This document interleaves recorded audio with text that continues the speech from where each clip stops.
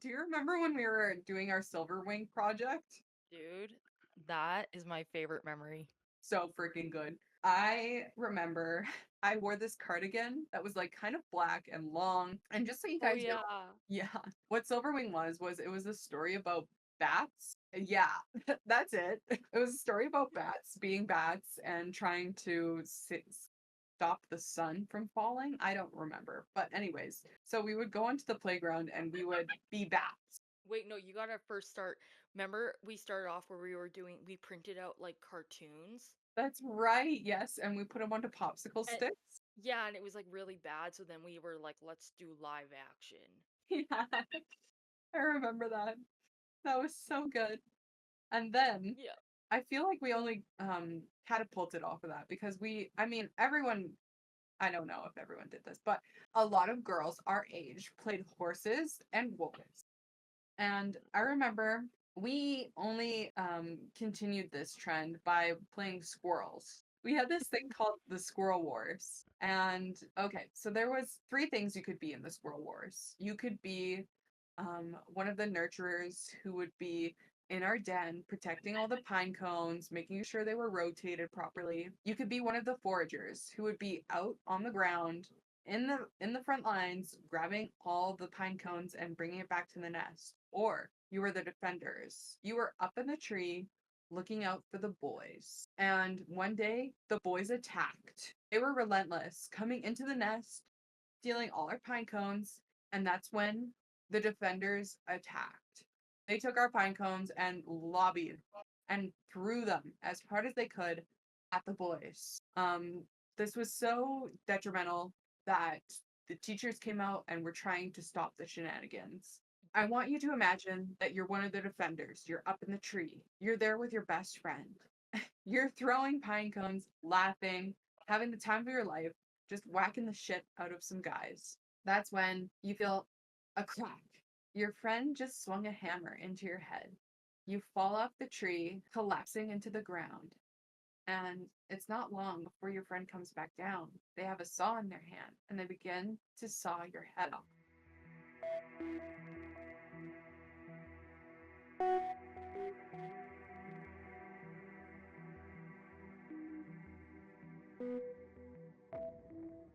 Hi, and welcome to the Decomposing Flower podcast. We're excited to have you here with us as we delve into some truly intriguing and very occasionally disturbing true crime cases.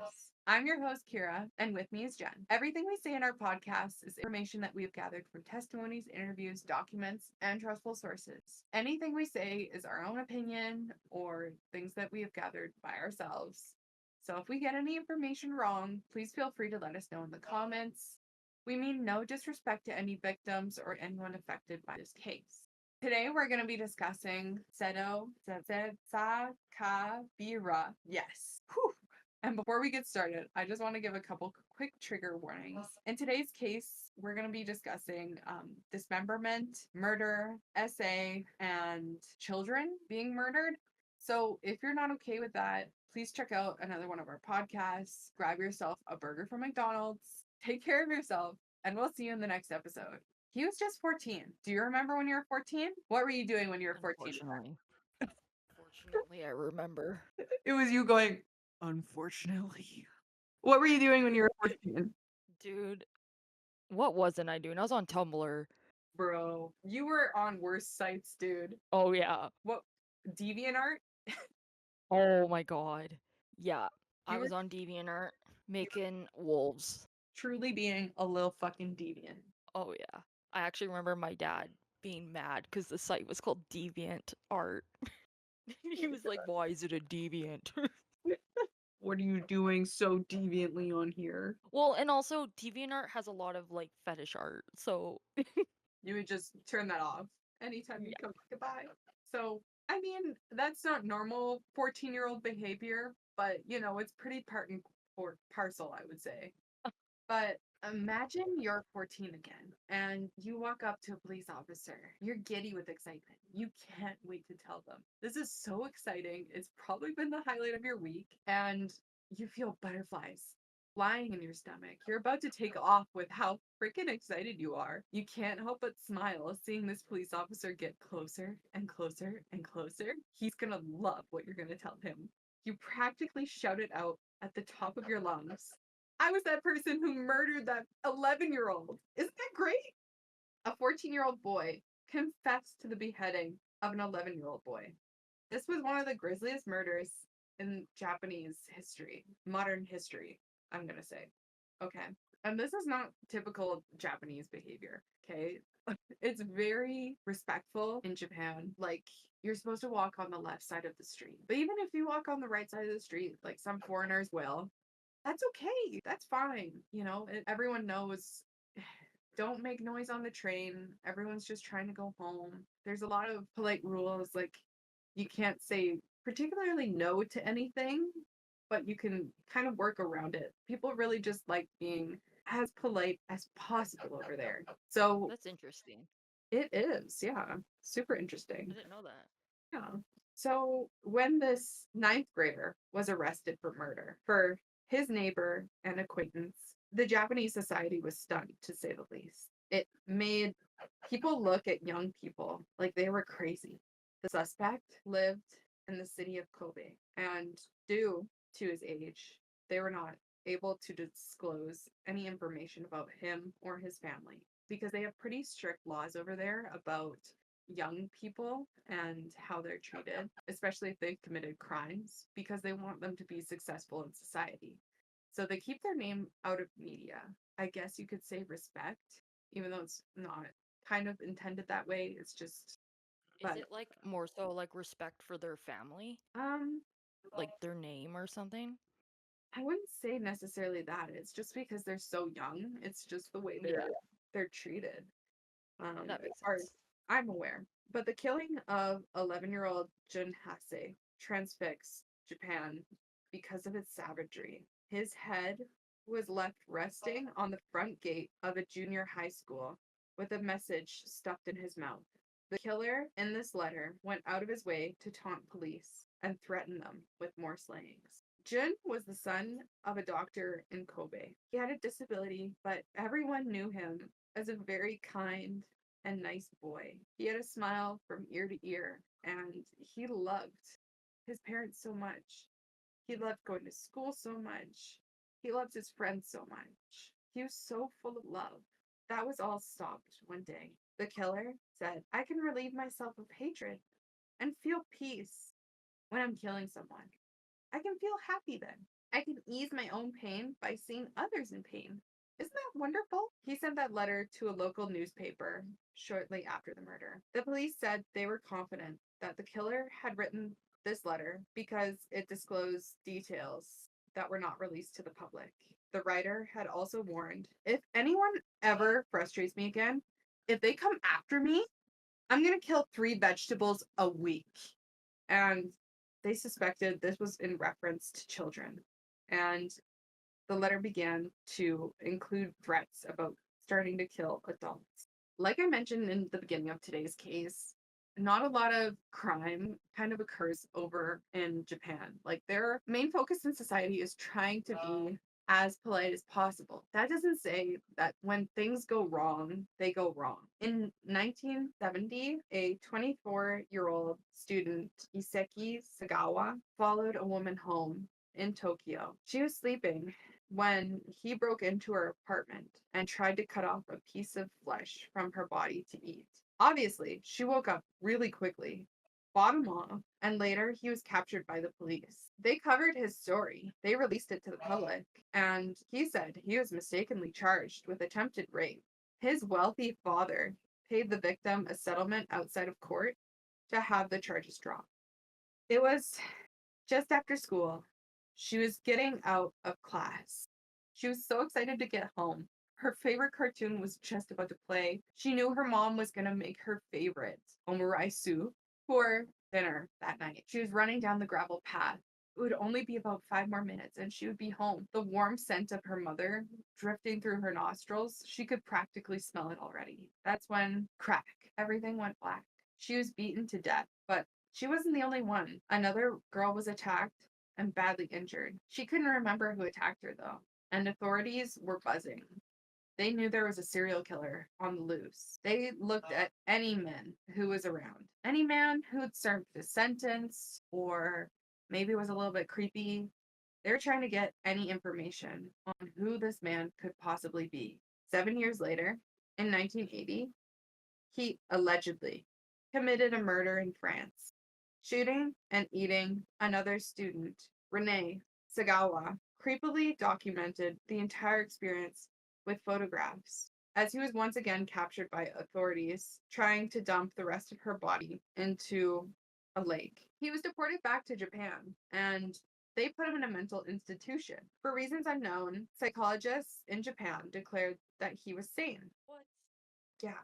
The French government had a legal technicality, which meant that they couldn't turn over documents from his case, meaning these murder charges were dropped completely. He checked himself out of the mental hospital and began walking the streets as a free man again. Even ever since then, he has been walking free. He's written over 20 books, and according to what I read, he said in an interview about a famous unnamed TV actress, "I'll catch a glimpse of her thigh and think, that sure looks tasty.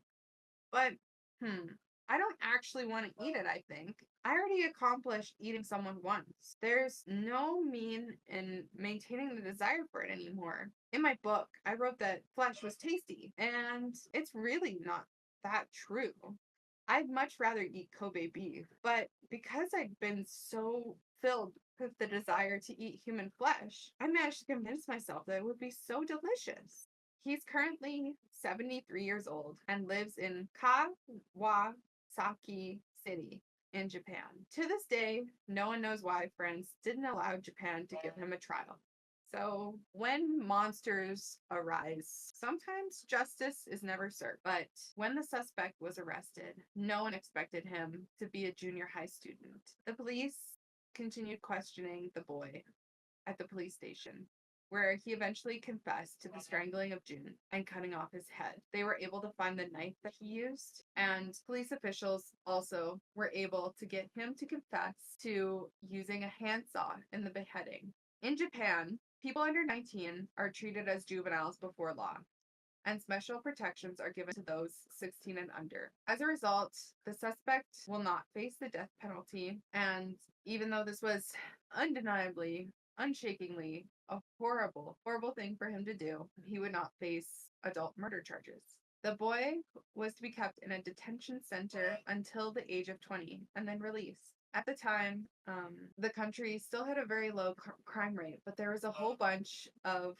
different cases going on, such as the nerve gas attack in Tokyo in the subway system 2 years ago. Japan had a deeply shaken sense of safe society. The orderliness and security were deteriorating. So, 5 children were attacked. Of the 5, Ayaka Yamashita, who is a 10-year-old elementary 4th grader, and Jun Hase died. A letter from the killer arrived to the newspaper, and he named himself as Seito Sakakibara. After the trial and the arrest, he was sent to a mental institution for young offenders, and he was discharged from this institution in 2015. According to the court, it lost documents concerning him, including the ruling of his trial at the court, records of confessions that he did in the Hongo Prefectural Police District and the public prosecutor's office. His psych evaluation was also lost, among other materials. The court officials didn't and were never able to determine how and why these documents were thrown away. As the Supreme Court states that records of juvenile crimes must be kept until they reach 26, apart from some exceptions. Like I mentioned at the beginning of today's case, a special measure to keep these records even after they turn 26 is if the crimes attract much of attention across the nation, which means that the child murders in Kobe should have been kept under lock and key, right? But apparently, the special measure rule meant that keeping these records was not appropriate. So, yeah, they were lost, and he was let go. it seemed inevitable that he would go on to commit these acts, as he would torture animals such as cats, slugs, birds when he was younger. But he was eventually tired and went on to humans. In 1977, Sakibara would be walking through Kobe when he would come across two young girls. He would end up attacking them with a hammer while they ran away. They would survive the attack. Later in March, he would be walking through a park when he came across a young girl, and he would ask her if she knew a place where he could wash her hands. She innocently took him to school. He would ask her to turn around as he thought there was something on her back, and he would smash her with a hammer before she could run away. She would end up dying later in that hospital, and Sakibara wrote this all in his diary. Later in May, Sakibara would run into an 11-year-old boy named Jun. Jun knew Sakibara because he was a friend of his brother. Sakibara would ask Jun if he wanted to see a turtle. He would lead him up into a mountain, into a secluded shack in the trail. In the shack, Sakibara would strangle Jun to death with a shoelace, where he hid his body under the shack. Sakibara would go home and come back later with a handsaw and a trash bag. He would cut off his head and then take his head back home before he would put them in the front gates of Tomogaka Junior High School. In the morning, Jun's head and the body of two cats were found. In his mouth, Sakibara placed a note, which said, "This is the beginning of the game." On the note was broken English, cryptic symbols, which seemed to be inspired by the Zodiac Killer. And like I said, he would serve his sentence of a couple years in the mental institution before he would be paroled and eventually released. This caused anguish and further anger within the families of the victims and panic in the public, to be honest. Sakibara would release his autobiography called Zeka. In the book, he would say that he felt bad about what he did, and he described the murder in agonizing detail. Jun's family would try to block the release of the book, as they didn't want him profiting from the murder of their son. But Zeka would become a #1 bestseller in Japan. Sakibara would set up a website later where he would post updates about his life and drawings, including a Photoshop of his naked body fused with a scorpion. Yeah. In his book, he would write about how he would kill cats, but he got tired of that and began to fantasize how it would feel to kill a human being. In total, Sakibara attacked 5 young kids, injuring 3 and killing 2. And really, he just got a slap on the wrist for these murders. Sources say that Sakibara sent a personal note of apology attached to a copy of the book, which they delivered to the families of the victims. Royalties for the sale of the book were paid to Sakibara. Jun's father said, "I don't know if the murder of our child published in this book further extends our endless suffering. It shows he really doesn't feel bad about what he did. I wish this book would be pulled immediately and no more copies would be printed." And that's sadly where we are with today's case. Thank you so much for listening. I hope we explained this case with as much detail as we could. And again, we meant no harm to any of the victims or their families in today's case. And thank you so much for listening. Let us know your thoughts in the comments down below.